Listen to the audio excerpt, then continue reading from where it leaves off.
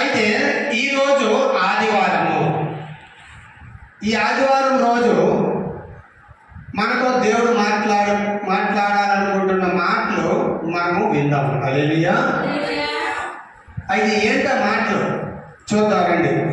రాళ్లకు బదులు కృపను పొందిన స్త్రీ. హల్లెలూయా. ఆమె జీవితం నుండి ఒక 8 అద్భుతమైన ఆత్మీయ పాఠాలు మనం ఈరోజు చెప్పుకుందాం.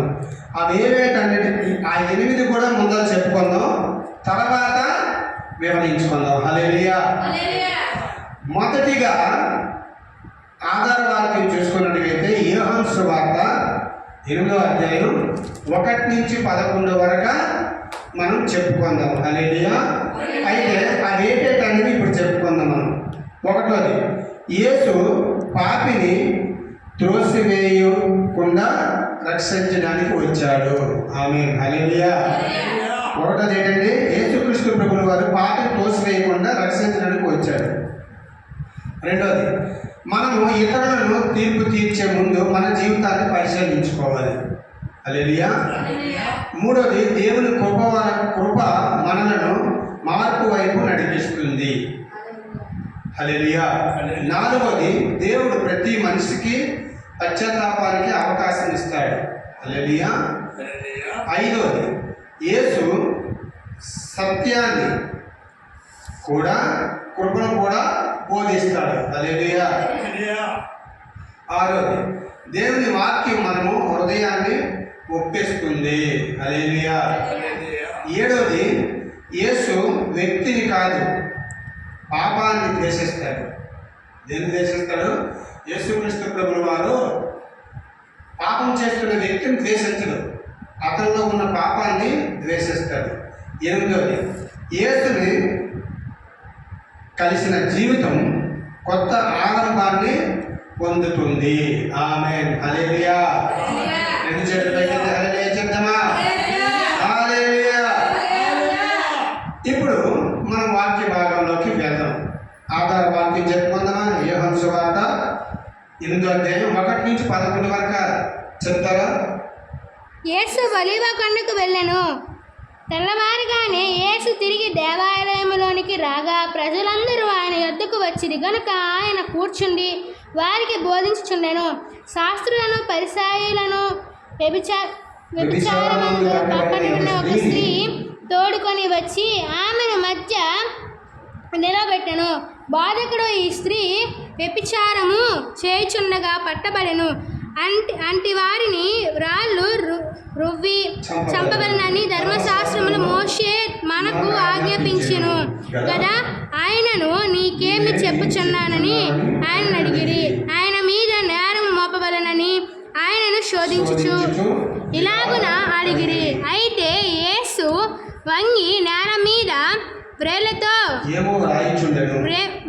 రాయిచుండెను. వారు ఆయనను పట్టు వదలక అడుగుచుండగా ఆయన తల ఎత్తి చూచి, మీద పాపము లేని వారు మొట్టమొదట ఆమె మీద రాయి వేయుచున్నారని వారితో చెప్పి మరలా వంగి నేల మీద వ్రాయిచుండెను. వారు ఆ మాట విని పెద్దవారు మొదలుకొని చిన్నవారి వరకు ఒకరి వెంట ఒకడు బయటికి వెళ్ళిరి. యేసు అక్కడే మిగిలాను. ఆ స్త్రీ మధ్యను నిలవబెట్టి ఉండెను. యేసు తల ఎత్తి చూచి, అమ్మా, వారెక్కడనున్నారు? ఎవరునూ నీకు శిక్ష విధింపలేదు అని అడిగినప్పుడు ఆమె, లేదు ప్రభువా అనెను. అందుకు యేసు, నేను నీకు శిక్ష విధింపను, నీవు వెళ్ళి ఇక పాపము చేయకుమని ఆమెతో చెప్పెను. ఇక్కడ మన వాక్యభాగం ఏంటంటే, వ్యభిచారము చేయుచుండగా పట్టుబడిన స్త్రీ. హల్లెలూయా. వ్యభిచారం చేయుచుండగా పట్టుబడిన స్త్రీ గురించి మనకి ఈరోజు వాక్య భాగంలోకి వెళ్ళిపోదాం నేరుగా. హల్లెలూయా. చిన్న ప్రార్థన చేసుకుని వాక్య భాగంలోకి వెళ్ళిపోదాం. యేసయ్యా, ఈ వాక్యం ద్వారా నాతో మా అందరితో మాట్లాడిన తండ్రి, ఈ నైసర్గంతో ప్రతి ఒక్కరితో మాట్లాడిన తండ్రి, మీకు వందనాలు. మాట్లాడేది నేను కాదు తండ్రి, మీరు మాట్లాడతారని ఎదురు చూస్తూ యేసునామంలో అడిగి పెట్టుకుంటున్నాం మా పరమ తండ్రి. ఆమేన్. హల్లెలూయా. అయితే యోహాను సువార్త 8వ అధ్యాయము 3వ వచనం నుండి 3, 4, 5, 6 చదువుకున్నాం.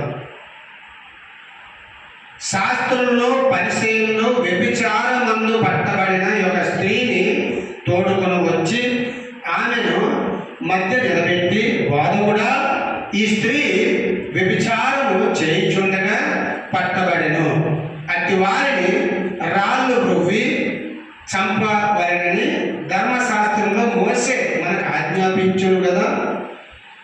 ఆయనను నీవేమి చెప్పుచున్నావని ఆయనను అడిగిరి. ఆమేన్. హల్లెలూయా.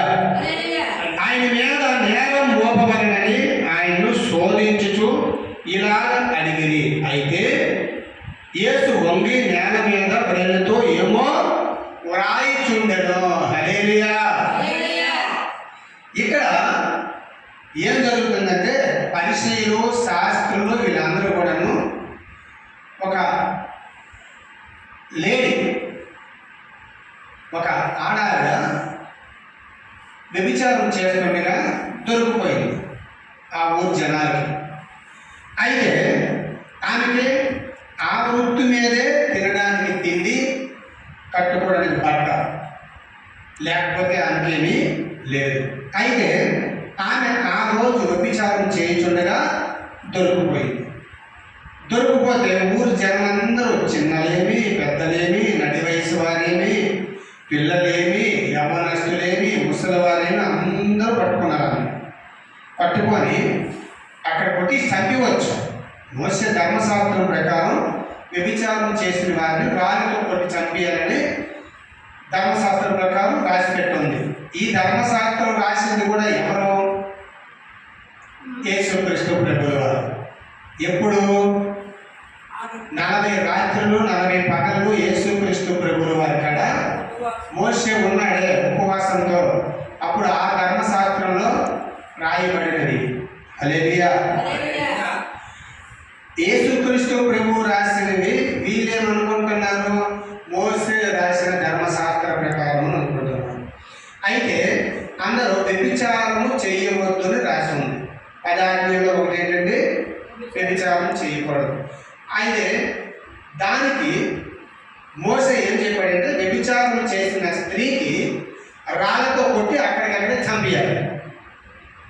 తెలుసు, జనాలందరికీ తెలుసు. కానీ యేసుక్రీస్తు ప్రభువు దేవుడు అనుకుని చెప్పుకొని తిరుగుతాడు కదా, ఇతను ఏం చెప్తాడు?